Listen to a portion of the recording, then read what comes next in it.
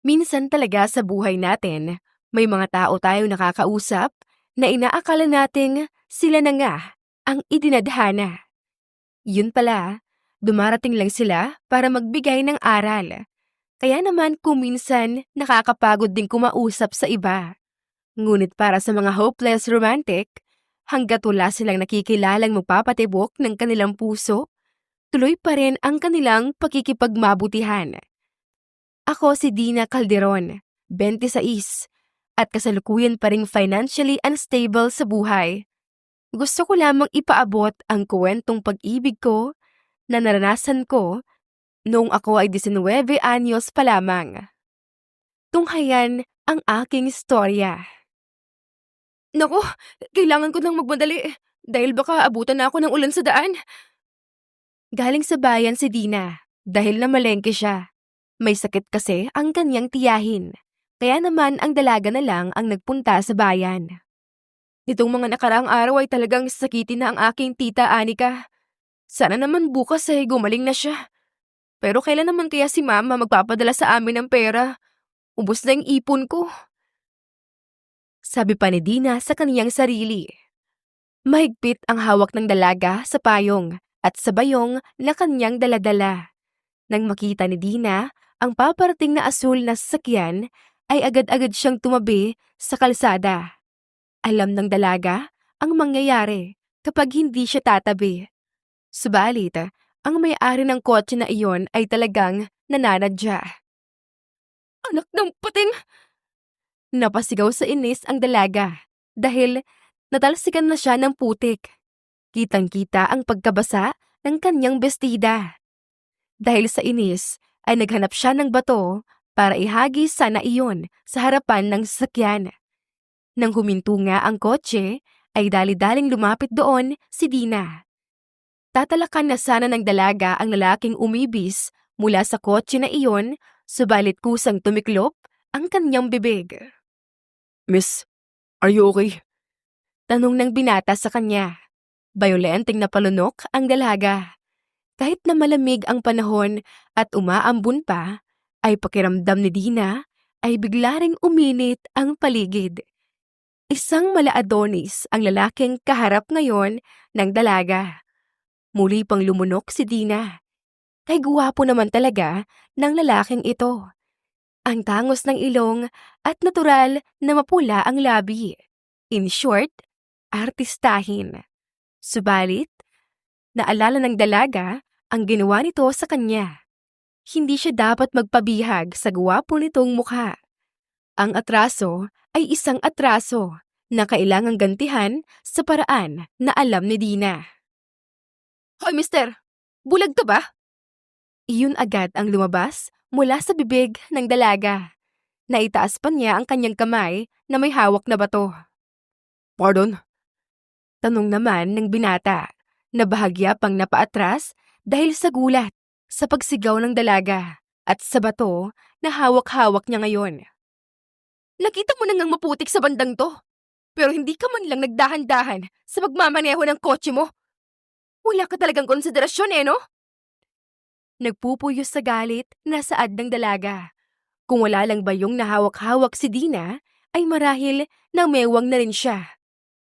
I'm sorry, okay? Yun lang ang tanging nasabi ng binata sa kanya. Sorry? Kung sa bagay, ganyan naman talaga kayong mga taong nagkakasala sa amin. Sorry lang ang katapat. Ibaba mo na lang yan. Kung gusto mo ay, ihatid na lang kita sa inyo. Nabitawan naman kanina ng dalaga ang payong kasi namulot nga siya ng bato. Maliban na lang sa bayong na may lamang sangkap na kanyang lulutuin mamaya. Kinuha iyon ng binata, saka siya pinayungan nito.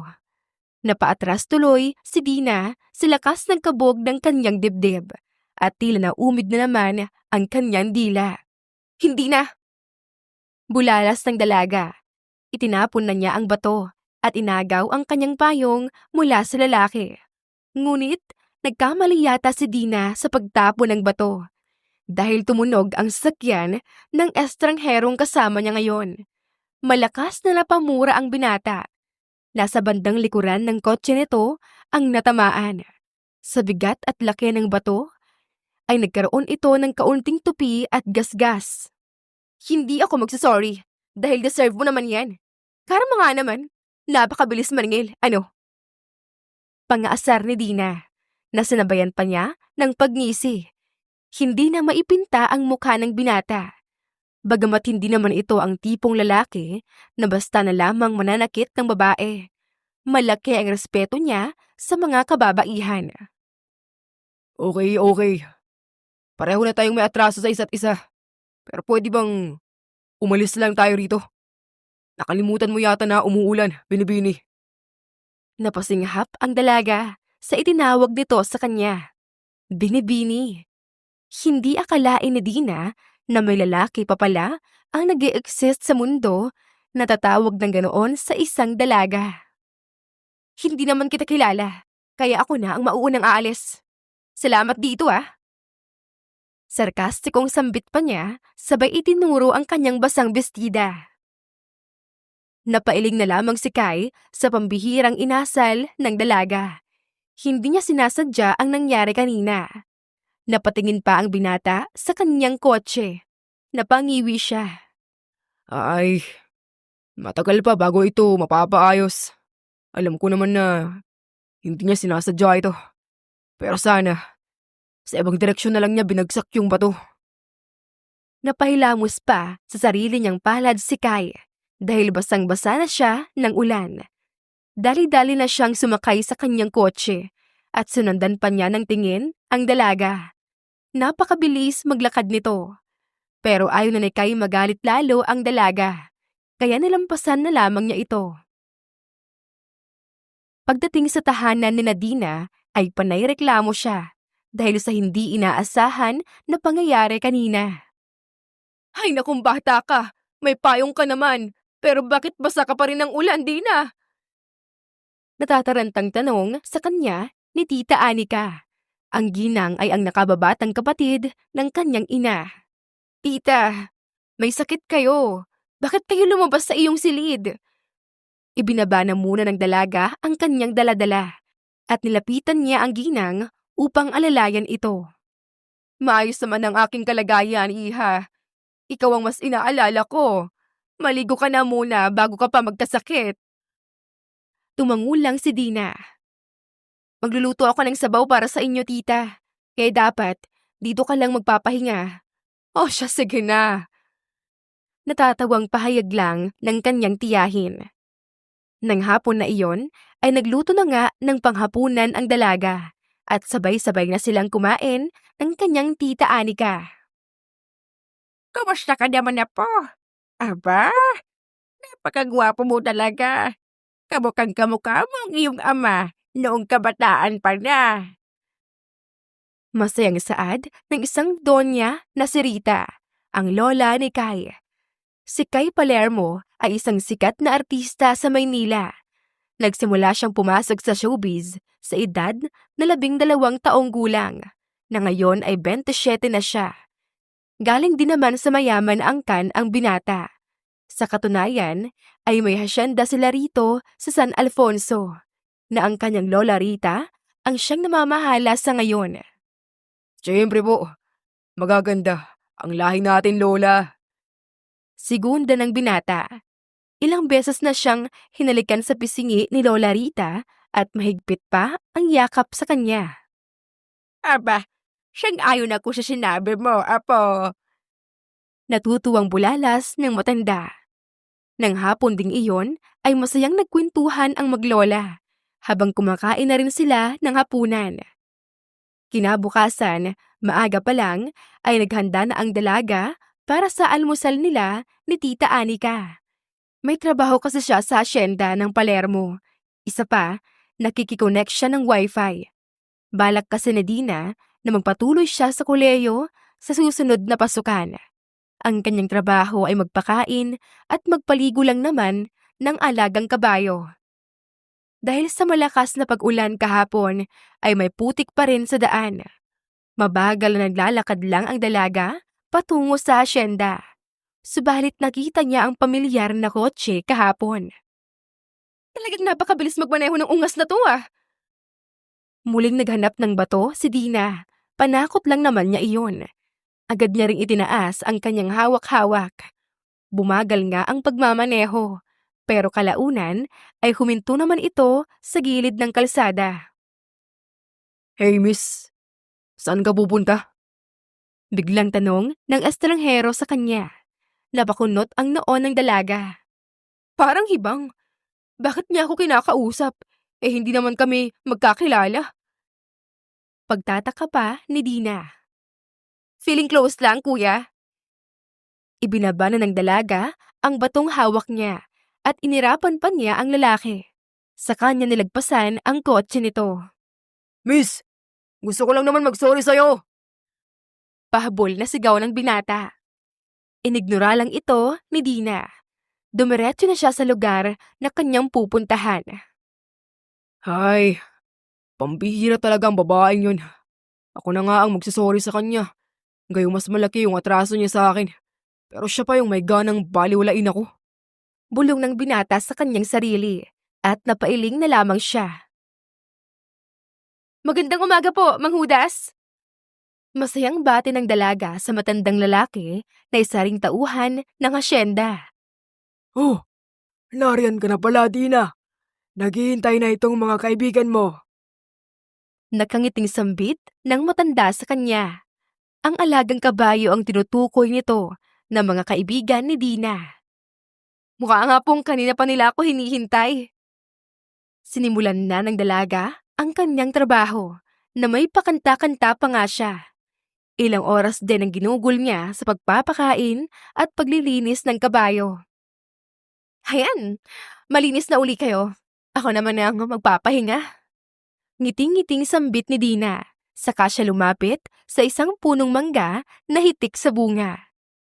Doon namamalagi ng madalas si Dina. Mabait naman ang kanilang amo, basta masipag ka at tapos na ang iyong trabaho ay maaari ka nang magpahinga. Umupo sa ilalim ng puno na iyon si Dina. Nakangiting inilabas pa niya ang kanyang smartphone. Nakarinig pa ng kaluskos sa itaas ang dalaga. Bago pa man niya iyon matignan, ay napasigaw na siya dahil may nahulog na mangga sa kanyang cellphone. Nabasag ang screen nito. Parang pinagsakluban siya ng langit at lupa. Ang cellphone ko! Naiiyak ng bulalas ni Dina. Kasabay niyon ay may bumaba sa punong mangga. Higit siyang nagulat sa kanyang nakita. Ikaw? Yung totoo, may balat ka ba sa puwet? Dahil sa'yo palagi akong minamalas. Jill, okay? Hindi ko naman sinasadya. Sorry pero papalitan ko na lang yan. Wika ng binata na nataranta sa biglaang pag-iyak ni Dina. Pinunasan ng dalaga ang kanyang luhang tumulo sa pisngi. Mahalaga para kay Dina ang kanyang cellphone dahil may note siyang binabasa roon. Yun din ang tanging komunikasyon nila ng kanyang ina. Ano ba kasi ang ginagawa mo ron sa itaas?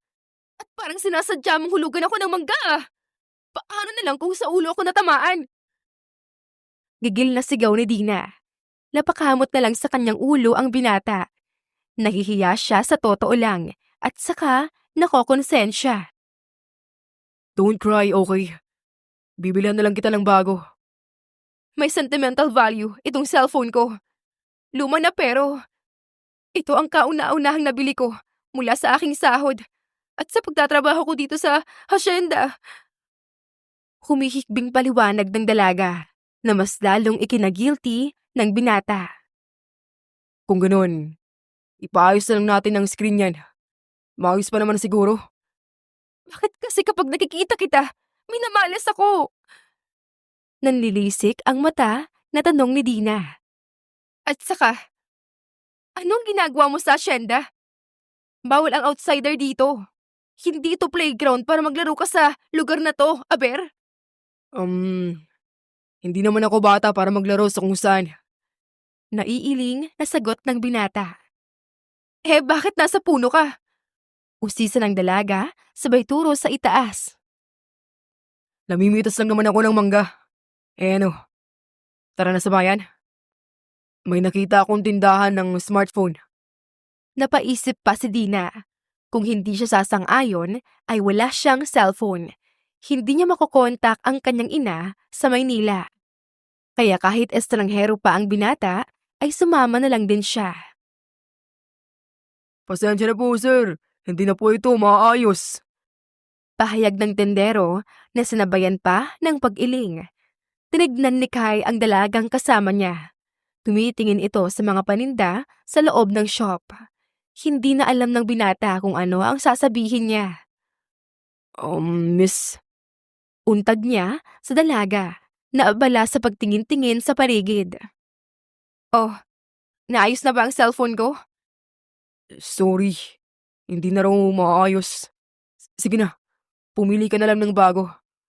Ako nang magbabayad. Nagsusumamong sambit ni Kai. Napabuntong hininga ang dalaga. Bakas sa mukha nito ang pagkadismaya. Kung hindi lang importante, hindi ko tatanggapin. Malamig na usal ng babae. Napapayag din siya ni Kai. Hindi lang niya maiwasan ang mapatingin dito. Marami na siyang nakasalamuhang magagandang artista at modelo. Pero kakaiba ang gandang taglay ng babae sa kanyang harapan.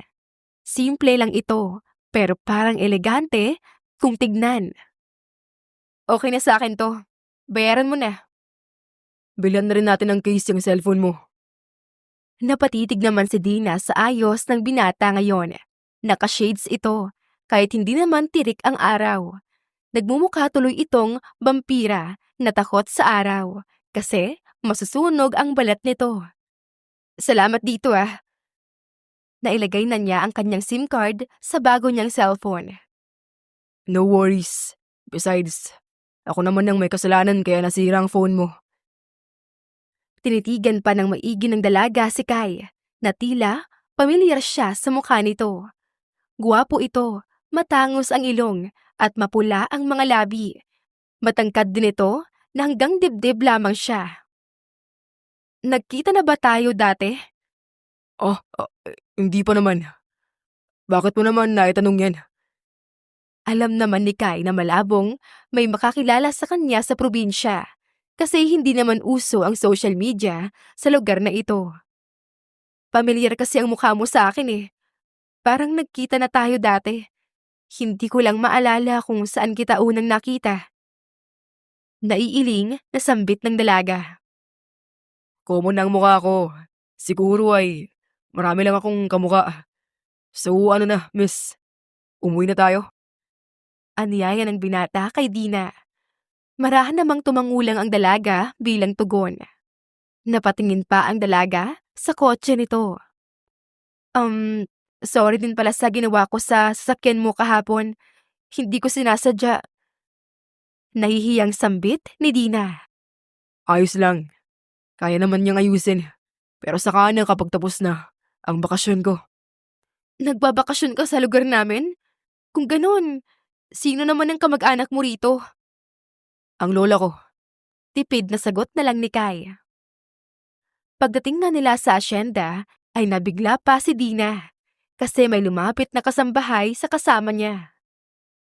Senyorito Kai, kanina ka pa po hinahanap ni Doña Rita. Ani ng babaeng katulong.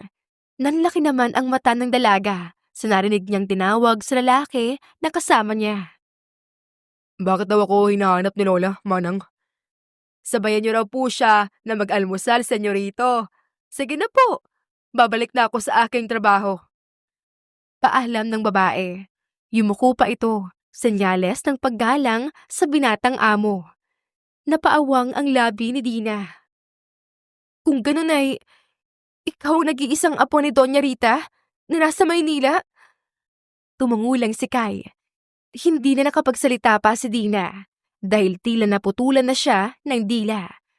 Sinasagot-sagot pa niya ang binata. Yun pala ay apo ito ng kanyang amo. Simula ng araw na iyon ay madalas nang iwasan ng dalaga si Kai. Bagamat ito mismo ang naghahanap sa kanya at lumalapit. Hanggang sa bigyan siya ng bagong trabaho, ang samahan ng binata sa kung saan nito gustong pumunta. Nahihiya ka ba sa akin? Dahil apo ako ni Lola Rita? Opo, senyorito. Sa dami po ng sinabi ko na hindi kaaya-aya, dumagdag pa yun sa kahihiyan ko. Ngumiti lang si Kai sa kanya. Wala na yon. Kalimutan mo na lang. Ikaw si Dina, right? Hmm, Dina Calderon ang pangalan ko, senyorito. Ako naman si Kai Palermo. Tawagin mo na lang akong Kai. Hindi po maaari. Dapat pong igalang ka rin namin. Kayo po ang nag-iisang apo ni Doña Rita. Dina, nandito ako para magbakasyon. Hindi para pagsilbihan ako ng mga tauhan ni Lola. Ituring mo ako na parang kaibigan. Tama, isang kaibigan dapat ang tingin mo sa akin. Nakangiting pahayag ng binata na hindi yun lubos sinang-ayunan ni Dina. Pero wala naman siyang magagawa kundi ang sumunod sa binatang amo. Akala nga ng dalaga ay pagkakaibigan lang ang magaganap. Subalit hindi. Dahil may mamumuong pag-iibigan nga ang mararamdaman nila sa isa't isa. Pero kailangang tanggapin na lahat ng bagay ay walang permanente. Ang kanilang pag-iibigan ay walang kasiguraduhan kung hanggang sa huli ay sila pa rin. Umalis ang binata na wala man lang paalam sa kanya. Naghintay sa wala si Dina. Ibubuka pa lamang ng dalaga ang kanyang mga mata, ay talak na ng kanyang ina na si Elena ang maririnig, na ngayon nga ay nasa loob ng kanyang kwarto. At sa palagay ni Dina, ay kakauwi pa lamang sa kung saang lupahalop man ito nang galing kagabi. Ano ka ba naman, Dina? Bakit hanggang ngayon, hindi ka pa rin marunong maglikpit ng mga kalat dito sa kwarto mo? Ano ka? Batang paslit? Aba, 26 ka na at bulbulin pa. Pero napakatamad mo. Halatang-halata sa boses ni Elena ang inis. Samantalang si Dina, tinakpan na lamang ang tenga ni Dara, ang 5 taong gulang niyang anak na natutulog pa. Kapag kasi nagising si Dara, mas lalong magulo ang kwarto nilang mag-ina. Kung ano-ano kasi ang hinahanap ng kanyang anak sa cabinet, dahil wala naman na talaga na mailalabas pa. Dahan-dahang bumangon si Dina, matapos masiguro na komportable na sa pagtulog si Dara, at saka naman siya naupo sa kama. Inay, ang ingay-ingay mo. Nakita mo na ngang natutulog yung apo mo. Talak ka pa rin ng talak dyan. Ililigpit ko naman yan eh. Maghintay ka kasi, Nay. Bulalas ng dalaga sa kanyang ina. Matalin na lumingon si Elena na patuloy pa rin sa pagdampot ng mga kung ano-anong kalat at isinasalansan iyon sa tamang lagayan. Abay, gusto mo bang matutunan din ng anak mo ang pagiging tamad mo, anak? Tama na maulit ng isang beses ang nangyari sa akin sa nangyari sa'yo. Pero wag mo naman sana yung pagiging tamad mo, Dina. Maiba nga tayo, Nay. Saan ka ba galing? At ngayon ka lang umuwi. Huwag mong sabihing sa bar ka ni Mamang Kelsey pumunta. Dahil tumawag ako roon. Wala ka naman. Tumulong na rin si Dina sa pagliligpit habang inuusisa ang ina. Ang paalam sa kanya kagabi, uuwi rin agad, pero hindi naman iyon nangyari. Mabuti na lang din talaga at hindi na hinintay pa ng dalaga ang pag-uwi ng kanyang ina. Kung hindi, mapupuyat lamang siya. Hindi naman umimik agad ang ina at inasikaso na nga ang pagliligpit. Kaya naman, pinaratangan ni Dina ang ina ng, "Abay! Dead ma kayata, madam? Huwag mong sabihing umaalembong ka na naman ah." Umaalembong? Diyos mio por Diyos santo, Dina. Magkunos dili ka nga sa mga pinagsasabi mo riyan. Di ba pwedeng nagkikipagkilala lang ako? Pangangatwiran ng ginang sa kanyang anak at natawa na lamang ito. Sabi na nga ba, at totoo ang hula ko. Nay naman eh. Alam ko naman na deserve mo maging masaya pero huwag ka namang umastang dalaga. Kung gusto mong magpaligaw, abay dito sa bahay niyo gawin. Hindi sa kung saan-saan. Nakakahiya kapag may makakita sa'yo na nakikipaglandian ka sa kalye, no? Ang babaeng to, akala mo naman eh hindi pa umaasa sa pader-dear ng Junakis niya. Oy anak, panoorin mo kaya ang balita para magising-gising ka sa katotohanan. Katotohanang inanakan ka lang pero hindi ka pinanagutan. Grabe, Nay, Para ka namang others sa sinasabi mo. Baka akala mo, anak mo ko kaya dapat nga pinapalakas mo ang loob ko. Ang OA mo so much. Anak, ang akin lang naman, huwag mong asahan ang Kai na yon. Kasi kung mahal ka talaga niya, abay gagawa pa rin naman ang taong yun ng paraan para alamin ng kalagayan mo. Eh ano? May ginawa ba? Di ba wala naman? Kaya mag-move forward ka na. Di siya kawalan anak. May punto nga naman ang sinasabi ng ina ni Dina. Kaya rin talaga hindi na siya umangal pa rito. Bumuntong hininga na lamang siya at nagpatuloy sa paglilinis. Matapos nilang maayos ang mga kalat na mag-ina, nagpaalam na ang kanyang ina na magpapahinga na muna. Si Dina naman ay dumiretso sa kusina para magtimpla ng kape at lutuan na rin ng agahan si Dara. Ngunit, hindi pa man natatapos sa pagluluto ng agahan, bumungad na kay Dina ang anak na pupungas-pungas pa. Kinukusot pa nito ang kaliwang mata. Ang cute pa nga dahil may bitbit itong kulay blue na teddy bear. 3 years old si Dara nang ibigay ni Dina ang teddy bear na yon. At simula nga nun ay hindi na mawala-wala sa paningin ng bata ang maliit na stuffed toy. Good morning, anak. Maga pa. Bakit ka bumangon ka agad? Kinausap naman ni Dina ang anak ngunit hindi pa rin naman niya inaalis ang atensyon sa pancake na niluluto. Mabuti na lang din at isa na lang iyon at maluluto na. Gusto ko po, Dede, Mama. Inayos na muna ng dalaga ang mga niluto niya bago tuluyang ibinigay ang buong atensyon sa kanyang chikiting na isa nga lang. Pero akala mo ay 2,000 na ang katumbas. Binuhat niya ang anak at pinaupo. Maupo ka na muna riyan, anak, at ipagtitimpla kita ng gatas. Gusto mo ba ng pancake? Para habang naghihintay ay may kinakain ka. Umiling naman ang bubuit bago sinagot si Dina. Ayaw, Mama. Gusto ko, Dede, chup-chup. At talaga nga namang isinubo ni Dara ang daliri sa bibig. At inakto pa na parang iyon ang kanyang dede. Inalis naman agad ni Dina ang daliri ng anak dahil ni hindi pa nga iyon hinugasan ng bata. Mapasukan pa nga ng mikrobyo ang katawan ng kanyang anak. Nak talaga, di ba ang sabi ko, wag mong ipapasok ang daliri mo sa bibig mo kapag hindi ka pa naguhugas ng kamay? Ikaw talaga, hindi ka nakikinig kay mama. Siya, ipagtitimpla na kita. Malambing na sambit ng dalaga kay Dara. Ngumuso naman ang kanyang anak at cute na humingi ng tawad kay Dina. At wala na ngang nagawa pa ang dalaga kung di ang mahinahong guluhin ang buhok ng anak na agad din naman niyang inayos. Matapos na yon ay nagtimpla na nga ng gatas si Dina at ibinigay iyon sa kanyang chikiting. Mama, si Lola Anika po ay nasaan na? Tanong ng bata kay Dina. Pabalik pa lang dito sa Manila si Lola Anika mo. Anak, kagagaling niya lang sa probinsya natin. Ay, ganun po ba? Miss ko na po agad si Lola Anika. Umupo na silang mag-ina at pinakain na ng dalaga ang kanyang anak. Masagana naman itong kumain.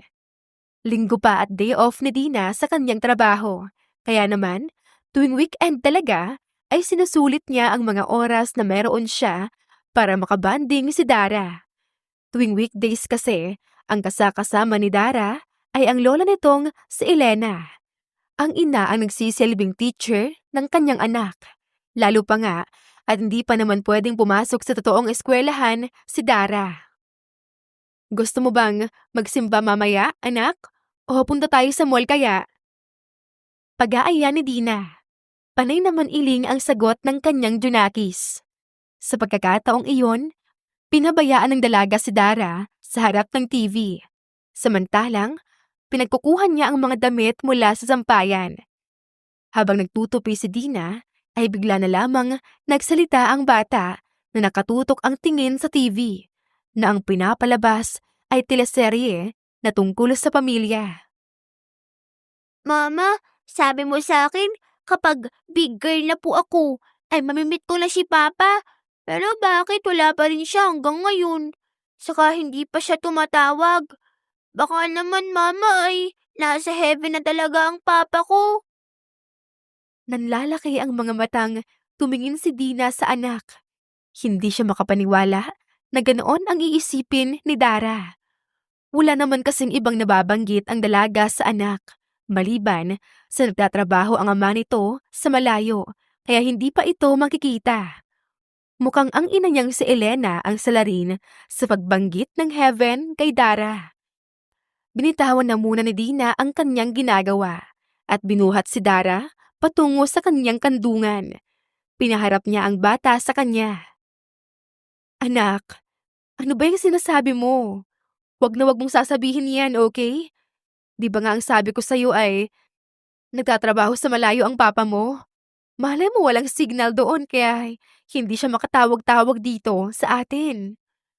Mama, lagi mo sinasabi yan. Nagsasawa na akong marinig na walang signal kina papa. Gusto ko na po talaga siyang mamit eh. Pero hindi pa kasi pwede, anak. Hayaan mo. Kapag pwede na ay talagang ipapakilala kita sa kanya. Kahit ilang araw niyo pang gustong magkasama, hindi ako tututol. Ayoko na po sa promise mo, mama. Lagi naman hindi nangyayari. Pinapaasa mo lang ako eh. At tuluyan na ngang nagtampo ang bubuwit sa kanyang mama. Umalis ito sa kandungan ni Dina at nagtatakbo pabalik sa kwarto nilang mag-ina.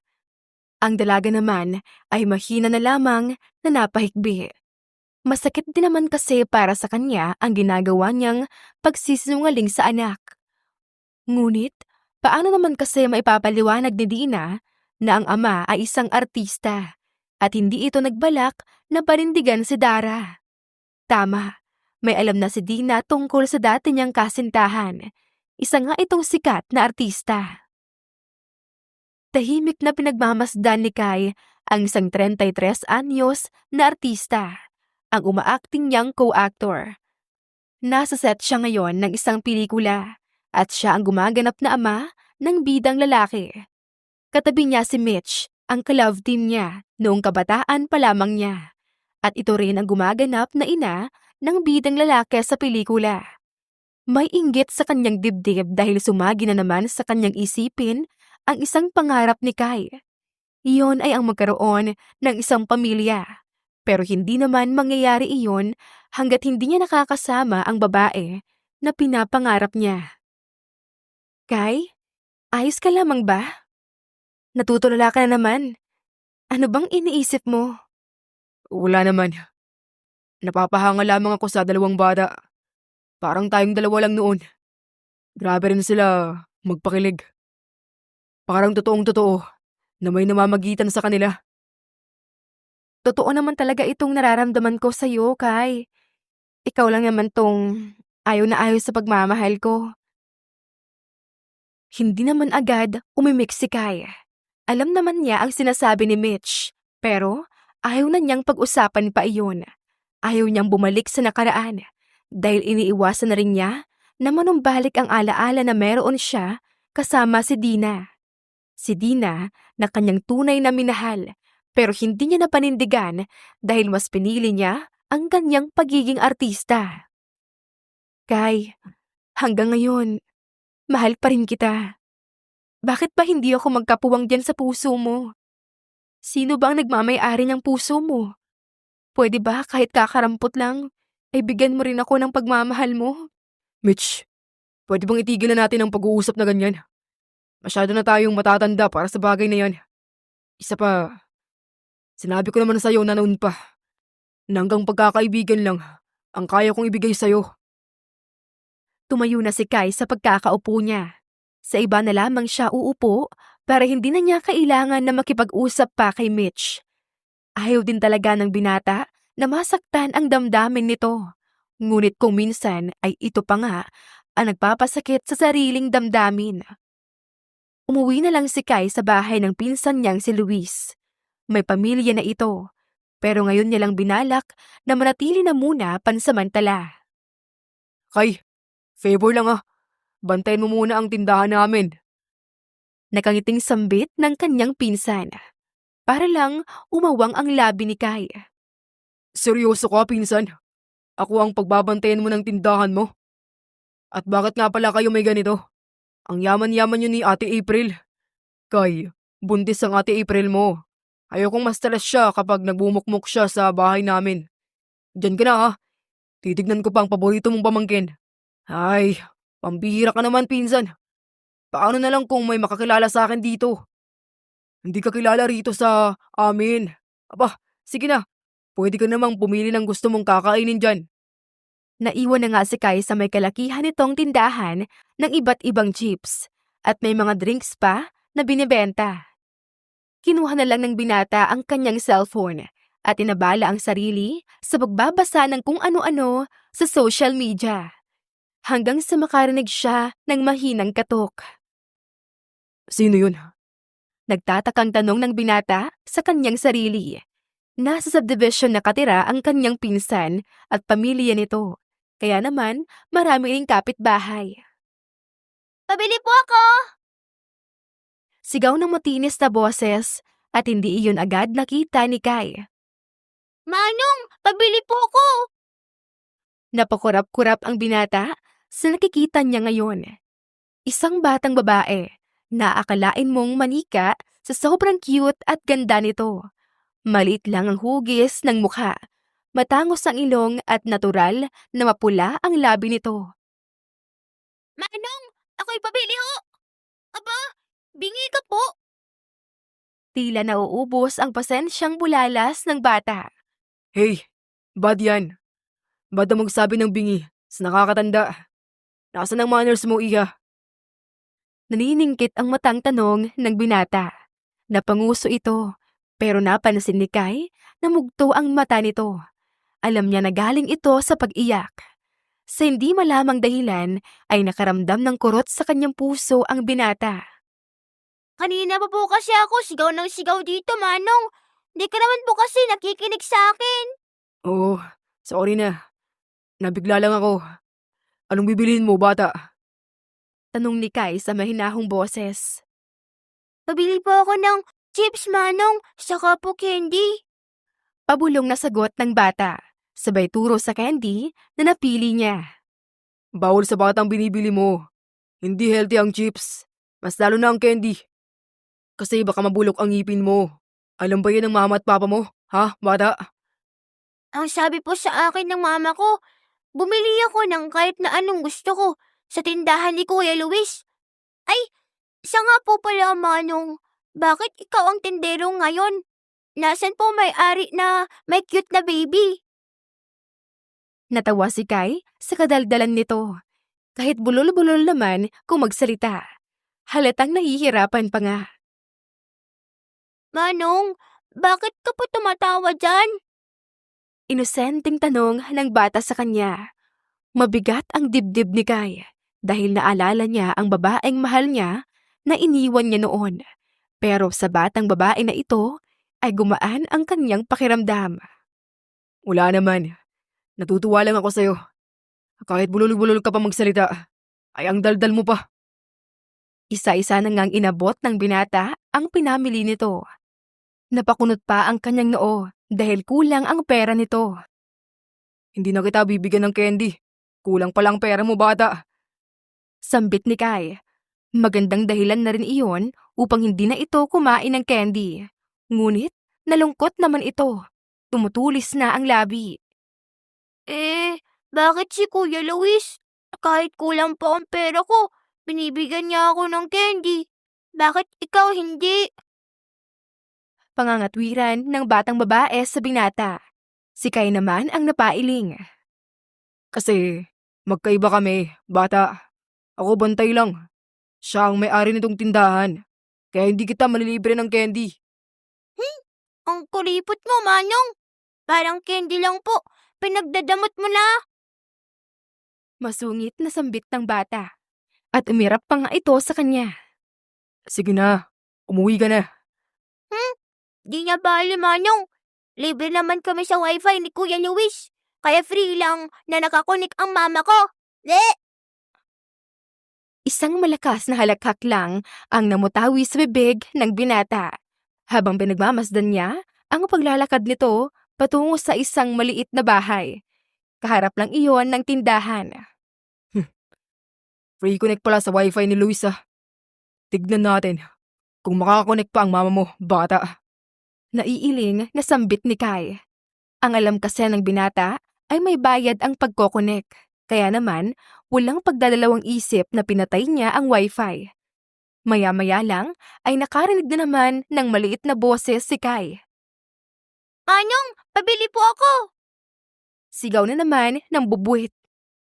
Kahit pa narinig iyon ng binata, ay hindi na muna niya pinansin.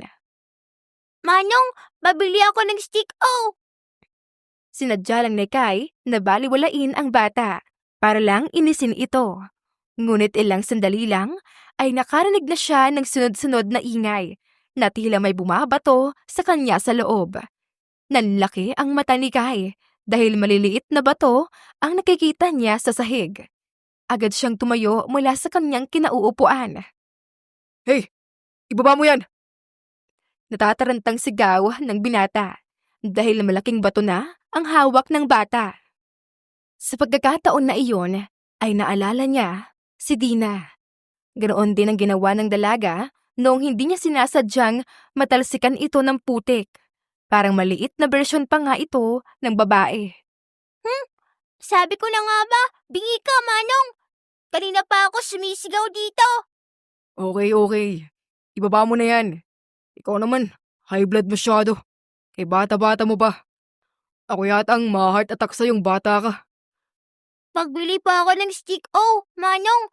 At saka, lagot ka sa mama ko. Bakit daw di na siya makakonect sa wifi ni Kuya Luis? Inosenteng tanong nito na may pagbabanta pa. Aba malamang, wala nang libre sa panahon ngayon. Sabihin mo sa mama mo na bawal ang ginagawa niya. Damot mo naman, Manong. Di naman ikaw may-ari. Napailing na lang si Kai at hinanap na niya ang stick-o pero wala siyang nakita. Wala yatang stick o bata. Mahinahong sabi ni Kai sa bata. Akala nito ay niloloko niya lang kasi bigla na lang umiyak. Hey, hindi kita binibiro lang bata. Walang stick o. Naubusan yata si Luis. Sumbong kita sa mama ko. Ayaw mo ako pagbilhan. Umiiyak na sigaw nito sa kanya. Lalabas pa lang sana si Kai sa tindahan para patahanin ang bubuit ay kumaripas na ito ng takbo.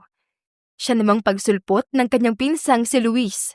Karga-karga nito ang 1 taong gulang na anak. Pinsan, parang narinig ko ang boses ni Dara. Inaway mo ang bata. Napakamot sa batok niya si Kai. Di ko naman sinasadyang paiyakin yung batang yon, pinsan. Wala ka na kasing stick o. Akala niya, niloloko ko siya. Lagot ka sa mama nun. Pananakot sa kanya ni Luis. Nagkibit balikat na lamang siya. Kaninong anak ba yun, pinsan? Ang cute niyang paiyakin eh. Kung ano ang nakikita mo sa batang yun, ganun din ang itsura ng mama niya. Talaga? Ganun din ang mukha ng mama niya? Gulat na tanong ng binata. Pilit nang inaalala ang batang si Dara. Bumilis lang bigla ang tibok ng kanyang puso. Parang may kakilala ako na kamukha niya. Anak yun ni Dina. Saad ng pinsan niya. Nanlaki ang mata ni Kai. Dina? Dina Calderon ba ang buong niyang pangalan? Hoy pinsan, bakit alam mo ang buong pangalan ni Dina? Kilala mo siya? Ang batang yun, kung ganun. Teka, may papa ba yun? Anong klaseng tanong naman yan, Kai? Malamang may papa yun. Kaya mo nga siya nakausap kanina, diba? Pangaasar ni Luis. What I mean is, kung may kinikilala bang ama yung bata? Wala. Single ang mama noon. Meaning, wala pang asawa. Sandali nga lang, pinsan. Bakit yata parang interesado ka yata kay Dina? May posibilidad na anak ko yung batang yun, pinsan. Halos mawalan naman ng balanse ang pinsan niya. Nasaan ang manong bingi na yun, anak? Iharap mo siya sa akin. Narinig nilang sigaw ng isang babae. Parang napako lang mula sa kanyang kinatatayuan si Kai dahil kilala niya ang may-ari ng boses na iyon. Hindi siya dapat magkamali. Kanina, matapos ang tampuhan nilang mag-ina, ay nagkabati pa rin sila. O heto anak, bumili ka ng gusto mong kainin sa labas. Balik ka kaagad, okay? Sige po, Mama. Babalik po ako agad-agad. Masayang pahayag ng bata. Humalik si Dina sa pisngi nito. Hintayin kita, anak. Kampante naman ng dalaga na hayaang lumabas ang kanyang unika iha dahil secure ang subdivision na tinutuluyan nila. Halos kilala nila ang kanilang mga kapitbahay. Hindi nga lang alam ni Dina na 2 beses nagpabalik-balik sa tindahan si Dara. Teka, bakit nawala na ang wifi? Pinatay kaya ni Luis? Nagtatakang tanong ni Dina sa kanyang sarili dahil hindi na siya makapag-internet. Mama! Napatayo ang dalaga nang marinig ang malakas na pag-iyak ng kanyang anak. Naibaba niya ang hawak na cellphone at nagmamadaling lumapit kay Dara. Anak, anong nangyari? Bakit ka umiiyak? Mama, yung manong bingi po. Inaaway ako. Hindi niya ako pinagbilan ng stick-o. Ano ka mo? Ang manong bingi na yun ay hindi kanya pinagbilan ng stick-o? Aba, ang kapal naman ng pagmumukha niya. Tumango bilang tugon si Dara, bagamat umiiyak pa rin. Hindi ako makakapayag na awain ka ng manong na yon, anak. Tara, puntahan natin. Tatanggalan ko yun ng sungay. Simula pagkabata ay talagang palaban na si Dina. Kaya noong unang nakilala niya ang ama ng kanyang anak ay talagang kinalaban niya. Nasaan ang manong bingi na yon, anak? Iharap mo siya sa akin. Sigaw ng dalaga at talagang susugod siya para ipaghiganti ang anak. Hawak ni Dina sa kamay ang batang si Dara na ngayon ay pahikbi-hikbi na. Ayun po, Mama.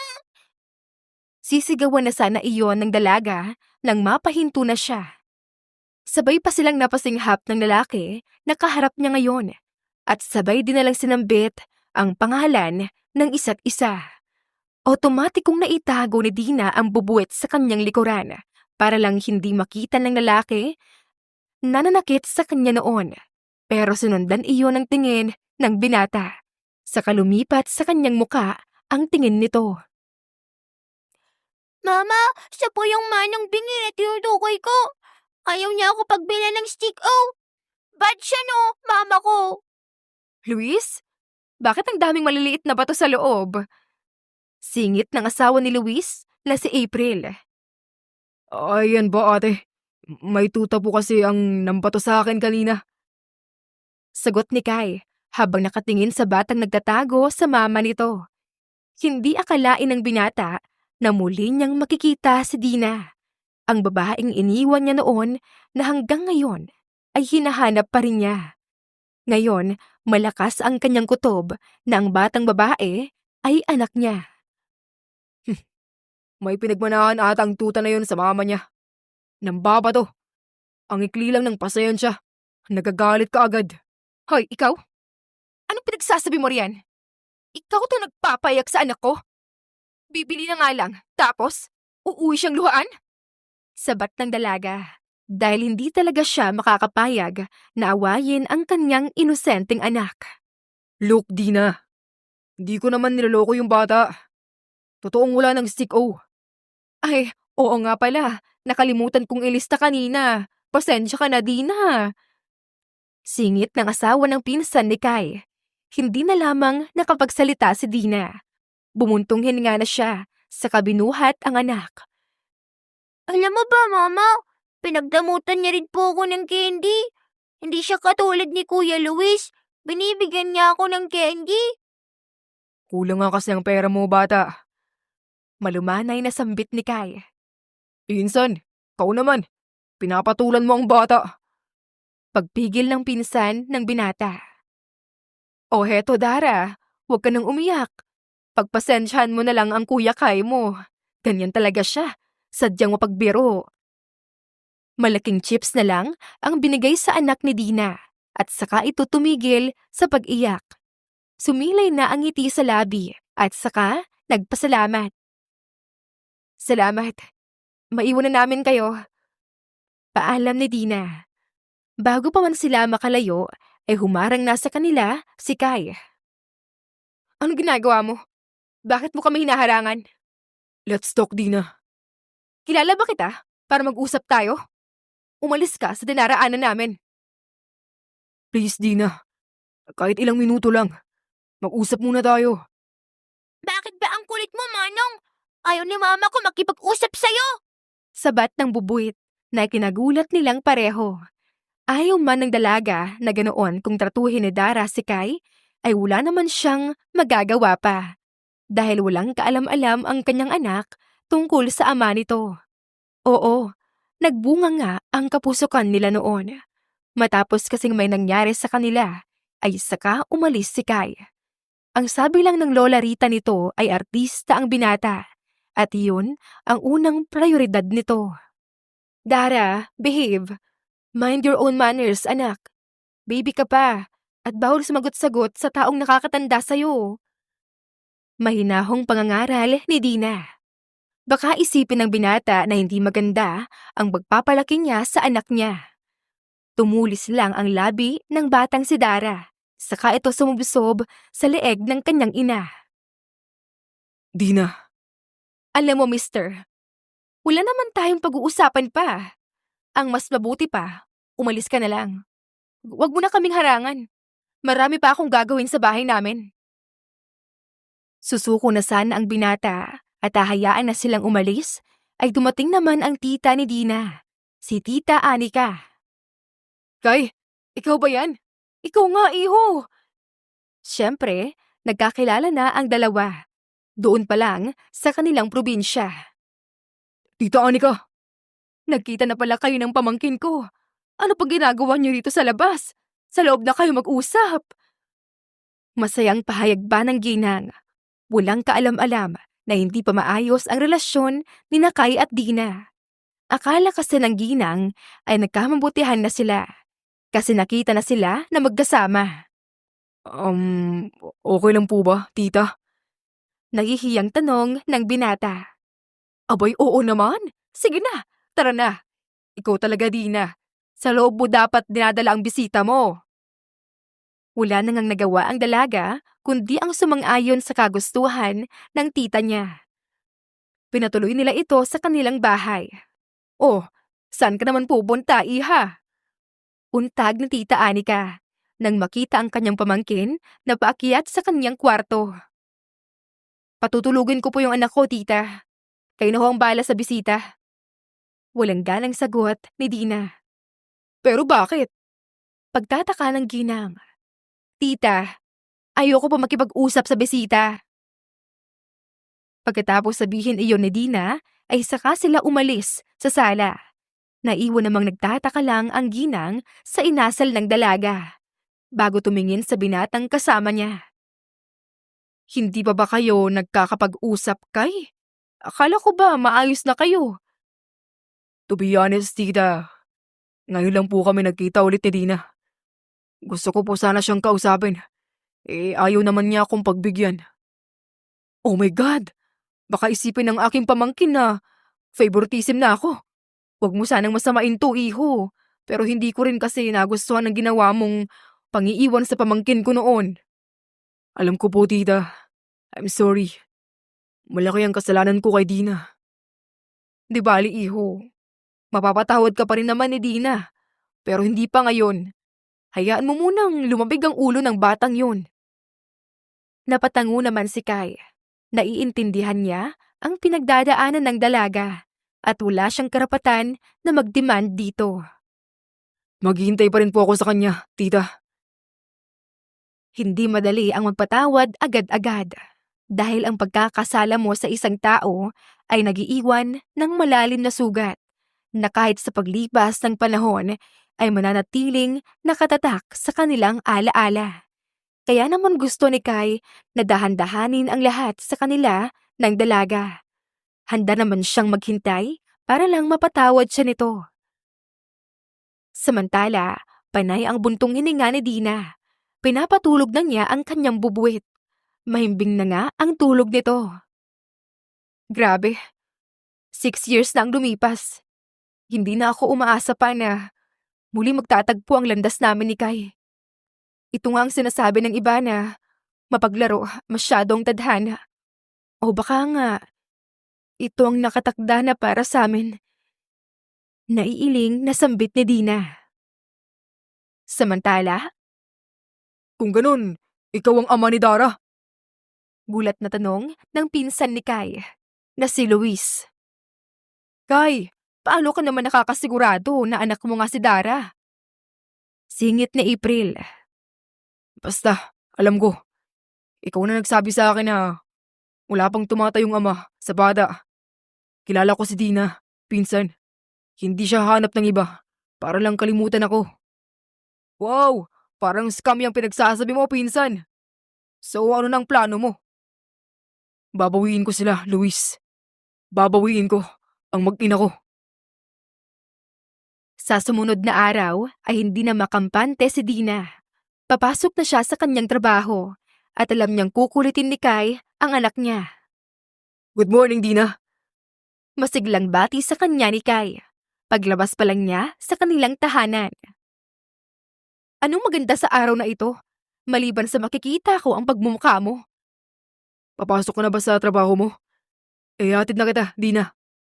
Tigilan mo ko, Palermo. Wala akong panahon para kausapin ka ngayon.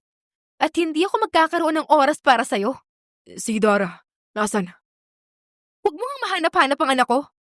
Hindi ka naman niya kilala. At mas lalong hindi ka kakausapin kasi estranghero ka lang.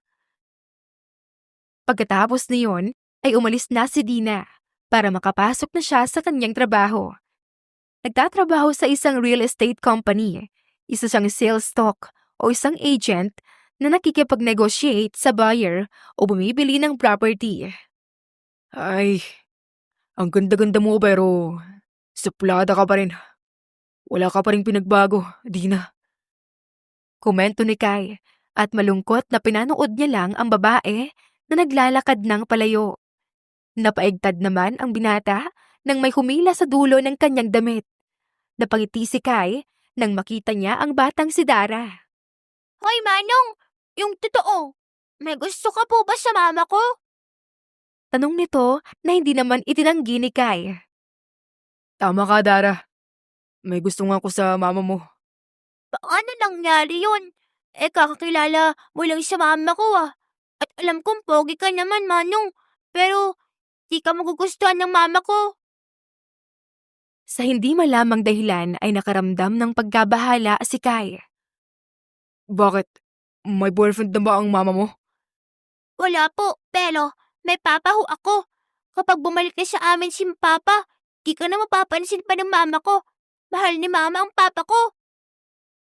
Parang nabunutan ng tinik sa lalamunan si Kai kasi alam niya na kung sino ang papa nito. Pero para may ebidensya siya kung sakali man na itanggi siya ni Dina ay may ipapakita siya. DNA test ang sagot. Dara, may stick-o na si Kuya Luis. Gusto mo ba nun? Malambing niyang tanong sa bata. Libre po. Napahalakhak si Kai. Siguro nagmana ito sa kanya kasi hindi naman mahilig sa libre ang mama nito. Aalukin ba kita kung di ito libre? Libre ang stick-o ko. Masayang bulalas ng bubuhit. Lumapad lang lalo ang ngiti ni Kai. Nakuha rin niya ang kiliti ng bata. Pagka-uwi ni Dina mula sa kanyang trabaho, ay nagulat siya nang makita si Dara. Ang tindahan kasi ni Luis ay madadaanan niya. Dara, anong ginagawa mo rito? At saka ikaw din, Mama? Hindi makapaniwalang tanong ng dalaga. Hi, Mama. Nakauwi ka na pala. Maligalig na bulalas ng anak niya. Dali-dali itong bumaba sa kandungan ni Kai para lapitan siya. Oh, mauna na ako sa inyo, anak. Ako na palang magluluto ng dinner natin. Paalam ng ina ni Dina, sabay kindat sa binata. Inay, bakit mo kinikindatan niyang tukmul na yan? At saka bakit kayo nasa labas? Nagkibit balikat lang ang ginang, saka sila tinalikuran. Hinarap naman ni Dina si Kai. Hawak niya sa isang kamay si Dara. Bakit mo ba ginugulo ang pamilya ko, ha? Bakit mo ba ginugulo ang pamilya ko, ha? Hindi ko naman sila ginugulo, Dina. Nakikipagkwentuhan lang naman ako sa kanila. Ah, ganon. Bored ka lang ba? Kaya naging tendero ka? Wala ka bang shoot ngayon kaya nandito ka na nanggugulo sa amin, ha? Hindi kita titigilan hanggat di mo ako binibigyan ng chance na makausap ka, Dina. Bakit? May pag-uusapan ba tayo, Palermo? Ay, Mama! Siya po si Kai! Tawagin mo siyang Kai! Singit ng anak niyang si Dara. Bumaba ang tingin ni Dina sa bata. Anak, huwag kang sisingit-singit sa usapan ng matatanda. Teka, di ba kaaway mo itong Manong? Bati na po kami ni Kai, Mama! Ano ka mo? Kai ang tawag mo sa Manong na ito, Dara? Opo, Mama. Kuya o tito po sana itatawag ko sa kanya. Pero ayaw niya, Mama. Bakit po kaya? Aba, malay ko sa kanya, anak. Tanungin mo siya. Pambabara ni Dina sa anak. Napanguso ito at sinunod nga ang sinabi niya. Bakit po ulit ayaw mong magpatawag na kuya o tito, Kai? Inosenteng tanong ni Dara sa binata. Kasi ayaw ko, Dara. At alam ng mama mo, ang gusto kong itawag mo sa akin. Malambing na sambit nito. Talaga po? Ano yun, Mama? Excited at masayang tanong ng inosenteng bata. Tse, umuwi na lang tayo, anak. Pag-aaya ni Dina at binuhat na niya ang anak niya. Bye po! Kita-kits tayo bukas! Paalam pa ng bubuwit na kinasinghap ni Dina. Anong kita-kits? As if hahayaan kong makita ka pa ng Manong na yon, anak. Ay, si Mama naman. Mabait naman po siya At di po siya madamot, Mama. Marami nga ako nakain na stick-on na libre niya kanina. Nag-sorry po ako din sa kanya, Mama. Kasi tinawag ko siyang bingi. Mabuti yan, anak.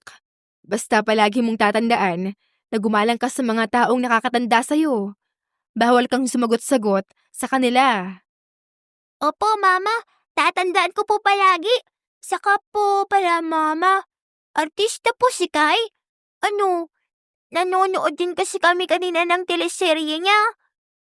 At dinaldal pa siya ni Dara hanggang sa makarating sila sa kanilang tahanan. Hindi na nga naisipan pa ni Kai na umalis sa bahay ng pinsan niya dahil ang matagal niya nang hinahanap ay nakita niya na. Ilang araw pa lang nakakalipas. Parang nahihirapan ka na, pinsan. Untag ng pinsan niya dahil kanina pa tahimik si Kai. Hindi, pinsan. May dahilan na ako para bawiin si Dina. Para sigurado ay nagpa-DNA test na kami ni Dara. Alam ko naman na anak ko yung bata. Pero kahit hindi man, ay handa naman akong tumayong ama sa anak ni Dina. Mahal ko kasi siya. Iba nga talaga ang nagagawa ng pag-ibig, Kai. Lahat ng bagay, kahit alam mong mahirap, ay pakiramdam mo, kayang-kaya mo na. Magpapatawad ka ni Dina. Ang isang tao, kahit gaano mo pa siya saktan, ay kusang lalambot ang puso niya upang tanggapin ka ulit sa buhay niya. Basta, pinsan, kung alam mong may dahilan ka na para ipaglaban ang pagmamahal mo, ay gawin mo. Mahabang pahayag ni Luis, sabay tapik sa balikat ni Kai. Isang araw ay nagulat na naman ang dalaga dahil bumisita na naman si Kai. Close na agad sa anak niyang si Dara. Alam mo, anak, walang masamang pag-usapan ng nakaraan. Oo, babalik ang sakit. Ngunit ang pagpapatawad ay ang susi sa pagpapalaya sa mga sugat ng nakaraan. Narinig mo na ba ang kasabihan sa isang sikat na teleserye? Tanong ng nanay ni Dina. Ano po yun, Nay? Forgiveness doesn't change the past, but it changes the future. Alang-alang sa inyong anak na si Dara. Huwag mo sana siyang biguin na makilala ang papa. Nahulog lang sa malalim na pag-iisip ang dalaga. Ang pagdedesisyon ay hindi basta-basta. Nangangailangan iyon ng sapat na oras. Mukhang masaya ang aking anak. Kahit hindi pa niya alam kung sino ito sa buhay niya. Komento ni Dina. Humugot na muna siya ng malalim na hininga bago siya lumapit sa mag-ama. Hi, Mama! Maligalig na bati sa kanya ni Dara. Yumuko siya upang halikan ang malusog nitong pisngi. Dina, wala ka bang pasok ngayon sa trabaho mo? Meron akong pasok, pero okay lang naman kahit umabsent ako ngayon. Tumayo naman ang lalaki at nilapitan siya. Napaatras tuloy si Dina nang hinipo nito ang kanyang noo, pababa sa kanyang leeg. Ano naman ang ginagawa mo? May sakit ka ba? Kaya ka magpapaliban sa trabaho mo? Nag-aalalang tanong ni Kai. Hinawi ng dalaga ang kamay nito. Wala no. Bibigyan na kita ng oras para makapag-usap na tayo. Really? Gusto mo na akong makausap, Dina? Masayang tanong nito na tila hindi makapaniwala. Marahan namang tumango si Dina. Kawawa ka na kasi kapag hindi ba kita kakausapin. Humalaklak lang ang binata at nakita ni Dina ang pangiislap ng mata nito. Mama, anyari po? Bakit po kayo mag-uusap ni Kai? Wala anak, sa amin na lang yon. Ikaw naman ay sumama ka kay nanay o kay tita Anika. Basta doon ka muna sa mga lola mo, Dara. Ay, sige po, Mama. No problem. Doon tayo sa garden mag-usap. Dara, nasa kusina ang mga lola mo. Puntahan mo na anak. Marahan namang utos ni Dina sa kanyang bubwet. Tumangutango ang bata. Nagpaalam pa sa kanilang dalawa bago nagtungo sa kusina. Sinanyasan ng dalaga si Kai at sumunod naman ito sa kanya. Subalit, kahit nasa garden na sila, ay wala ni isa sa kanila ang unang nagsalita. Hanggang sa si Dina na lang ang bumasag sa katahimikan. Alam kong bakasyon lang talaga ang dahilan kung bakit ka nasa hasyenda noon, Kai. Hindi mo lang ako binigyan ng assurance. Yung assurance na hindi mo ko i-ghost na lang, bigla. I'm sorry, Dina. Biglaan kasi ang pagtawag sa akin ng manager ko noon. Kailangan ko na bumalik sa Manila, ASAP. But believe me, bumalik naman ako after a month. Pero ikaw naman ang di ko mahagilap. Wala na kayo roon, ni Tita Anika. Nalaman ko sa lola mo na isa kang artista, Kai. Na priority mo ang career mo. Kaya sino ba naman ako na isang hamak lang na utosan nyo sa asyenda para maghabol sa'yo? Sa tingin mo ba, mahihirapan akong hanapin ka kung ginusto ko noon na makausap ka at sabihin sa'yong buntis ako?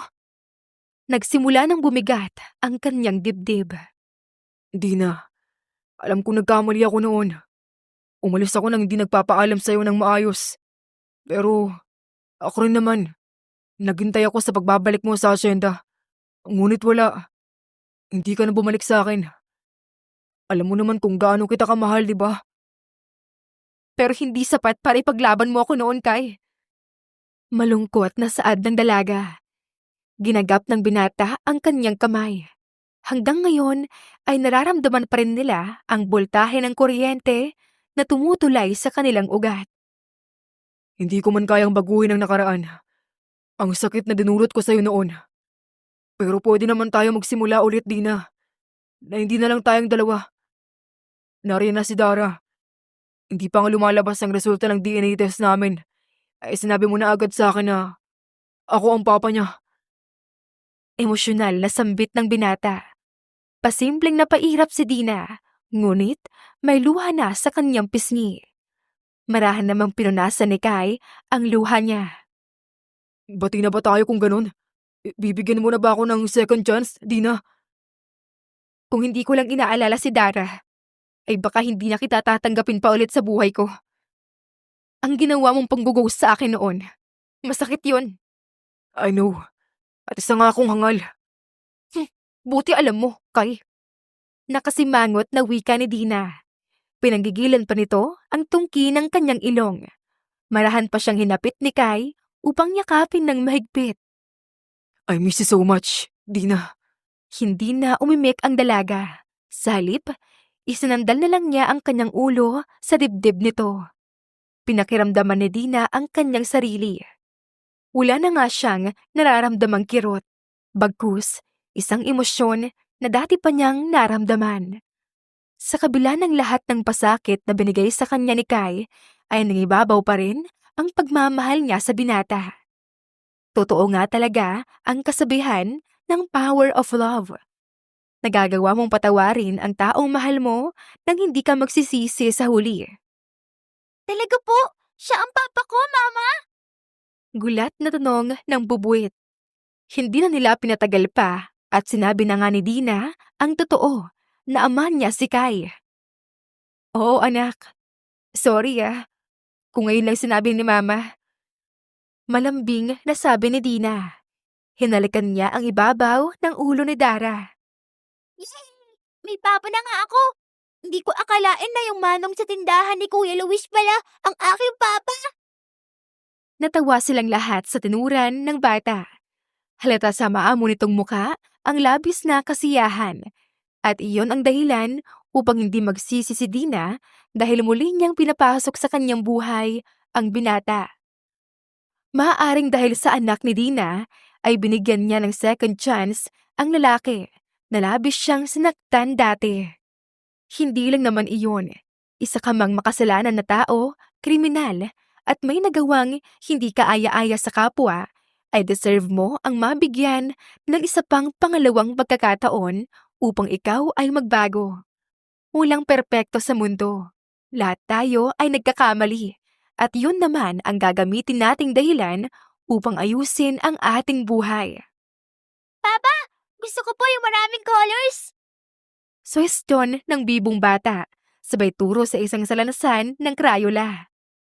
Okay, yung pinakamalaking box. Ang bibili natin, anak. Spoiled na spoiled ni Kai ang kanyang anak. Kahit madalas, ay sinusuway siya ng mama nito.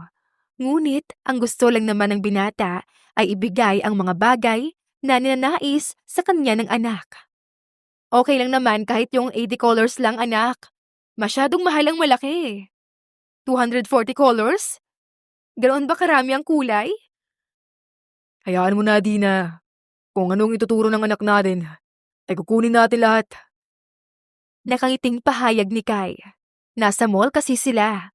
Pumibili ng school supplies para sa susunod na pasukan ng kanilang anak na si Dara. Excited na itong mag-kinder. Nakadisguise ba si Kai upang hindi siya makilala ng fans niya at dumugin ng mga ito? Gusto namang ipagsigawan ng binata na may anak na siya.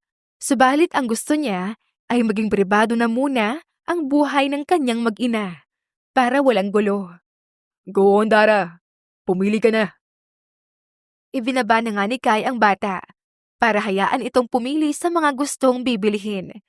Tuwang-tuwa pa nga ito. Anak, yung kakailanganin mo lang sa school ang kukunin natin. Paalala ng dalaga kay Dara. Tumango at nag-thumbs up lang ang bubuit. Pagkatapos nun, ay pumasok sila sa isang pizza house at kumain na muna sila. Sa kalagitnaan ng pagkain nila, ay nagsalita naman si Dara. Papa, thank you Thank you for what, Dara? Pinunasan niya ang nagkalat na ketchup sa labi nito. Kasi po, dumating ka agad bago pa man ako papasok sa school. Ha? Ano naman ang ibig sabihin mo doon, anak? Kasi po, napapanood ko sa TV na palaging hatid sundo nila ang batang katulad ko. Minsan po ay mama lang nila kasi po wala silang papa. Ayoko pong matulad sa kanila na laging binubuli sa school.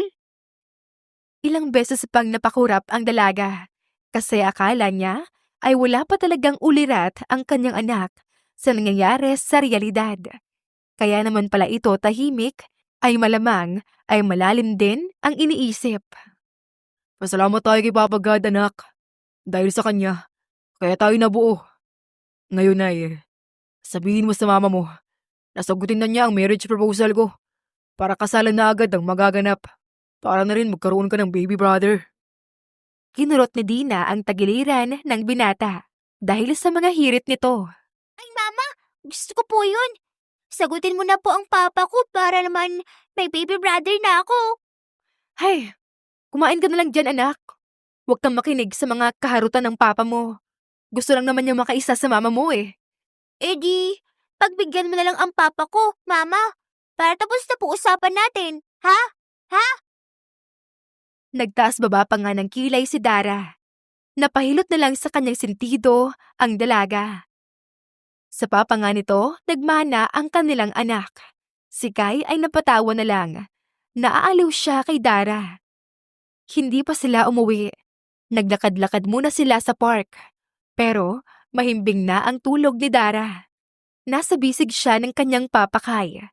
Sa kaliwang braso naman ng binata ay nakakapit doon si Dina.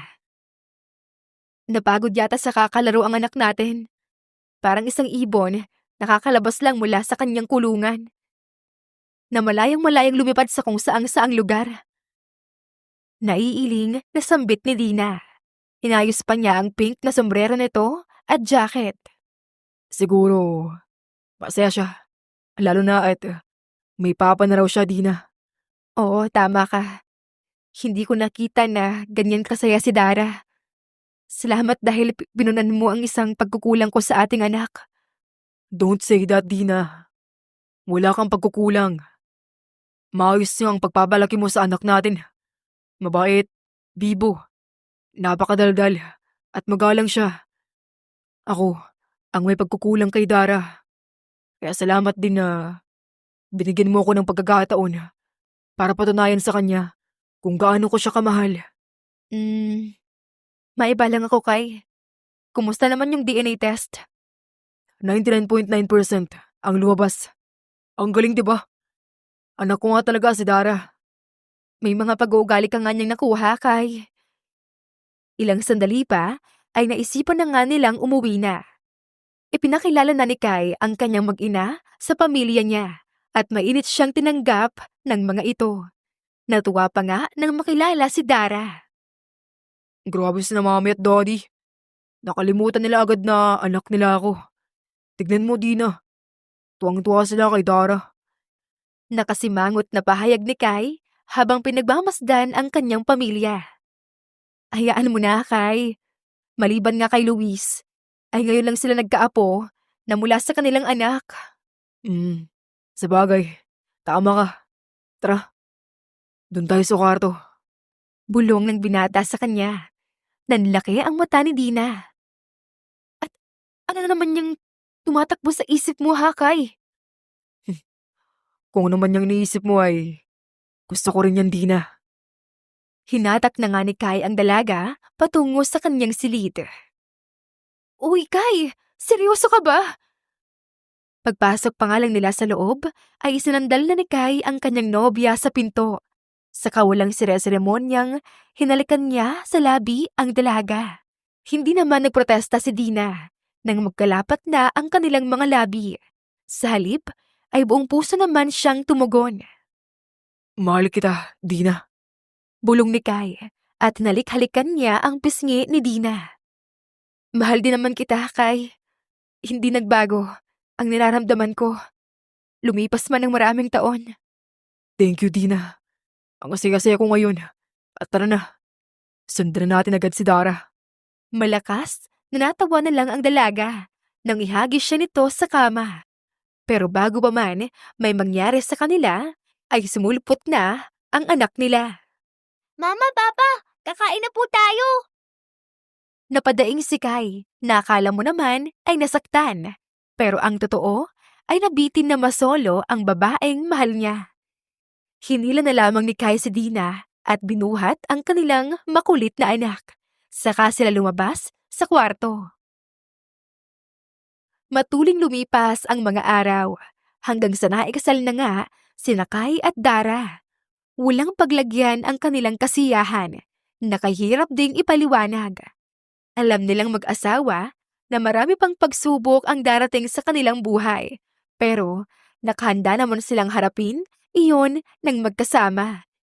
Hindi nagtagal ay nabiyaan sila ng pangalawang anak na babae. Dismayado man ang kanilang panganay kasi hindi naging lalaki, ay masaya pa rin naman. Sa susunod, ay gagalingan na ni Papa, anak. Lalaki naman next time. Naaaliw na usal ni Kai. Nakatikim tuloy siya ng hampas mula sa kanyang pinakamamahal na asawa. Pabayaan mo nga si Dara, mahal. Inosente pa yung isip ng anak natin. Huwag mong bahiran ang kapilyuhan mo. Pangangaral ni Dina. Nasa kama sila at pinapadede niya ang kanilang mag-iisang linggo pa lang na baby girl. Diana ang pinangalan nila. Pinag-isipan iyon ni Kai ng ilang araw. Basta next time na manganganak ka, ay lalaki na. Ikaw talaga. Balak mo yatang gumawa tayo ng basketball team, no? Yun nga ang plano ko, mahal. Kumindat pa nga si Kai. Tigil-tigilan mo nga ako ha, Kai Palermo. Kakapanganak ko pa lang nung isang linggo sa bunso natin. Ay gusto mo nang sundan agad-agad? Hindi naman. Nagsuggest lang naman ng anak natin, mahal. Humalik si Kai sa pisngi ng kanyang asawa bago bumaba sa noo ng kanilang bunsong anak at nailipat iyon sa likod ng palad ni Dara. Mahal ko ang batang to. Kahit na Manong Bingi ang tawag sa akin noon. Binato pa nga niya ako, katulad ng ginawa ng mama niya. Napabungis-ngis lang si Dara at humalik sa pisngi ng kanyang ama. Ang buhay ay hindi lang puro tamis. Kung minsan ay mababahiran din ito ng pait. Sa madaling salita ay walang perpektong buhay at ang karanasan ay siyang magbibigay sa atin ng lakas ng loob at mag-iiwan ng aral. Ako po si Dina Calderon Palermo. Nagsimula man po sa masalimuot ang aking buhay, ay nagbigay po iyon sa akin ng aral upang mas maging matatag sa hinaharap. Ito man ay pagwawakas ng aking buhay pag-ibig na nakasubaybay kayo, pero alam kong simula pa lang ito sa buhay namin ng aking asawa, kasama ang aming pamilya. Wakas.